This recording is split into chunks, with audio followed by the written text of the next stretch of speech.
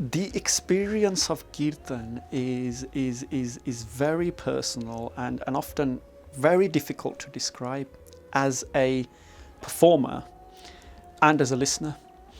And the kind of experiences I've had, in Kirtan as a listener are, for instance, that experience of 3 dilrbars, 3 jodiyan, darsanais, flute, that's indescribable. I'd heard nothing like it in my life, and I was in a different place.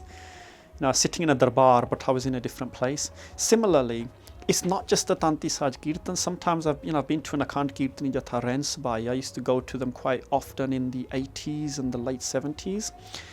And as you walked through and the whole Sangat was, they were singing, it raises the hair on your back, and it's a completely undescribable experience. I can't describe it, I can't compare it with any daily experience that I have that I can then say, oh, it feels like that.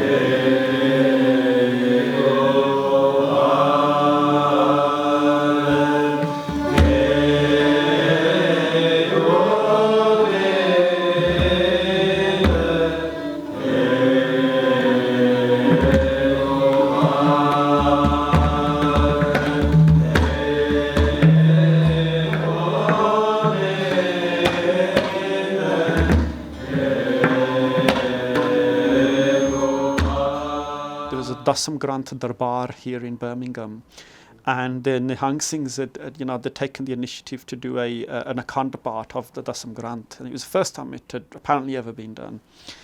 So we were invited to do Kirtan there, and the Shabd I selected was Prabh Juto Ke Laaj Hamari Neelkant Narhar Narayan, and I think there were 10, 12 of us that went to do the Kirtan. And I don't know what the ingredients were, what the combination of things were, when we sat on stage and we started that shabd, but there was something there that raised the hair on every one of our backs. We were singing the Kirtan, and there was this kind of, you just felt that the Guru was there. And it's strange because, yes, the Guru's there at every Kirtan, but sometimes, it's a very different feeling where you really, really feel the Guru is there. And it's indescribable. And we did the shabd and we finished it. And at the end, some sang at the front did a jakara, because they were really, they felt very moved, by the whole experience.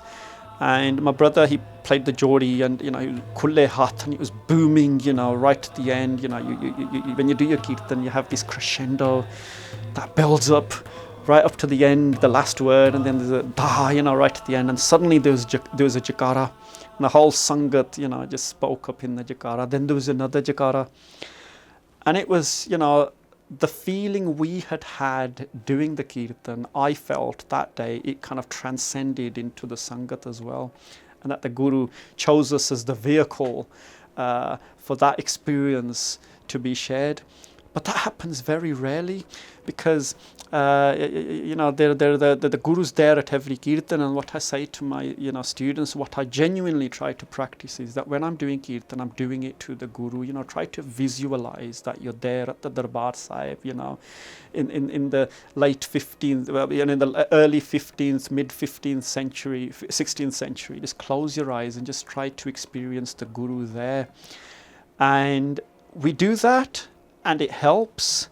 But sometimes, actually really feels that the Guru is there listening to us, and is sitting with us, and is singing with us. It's just a totally surreal experience.